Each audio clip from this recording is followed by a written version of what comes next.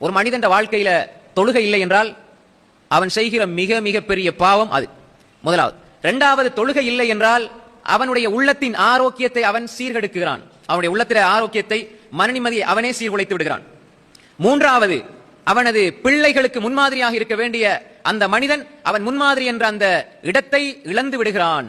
நான்காவது, பிள்ளைகளுக்கு நீங்க தொலை சொல்லணும்டா நீங்க தொழணும்.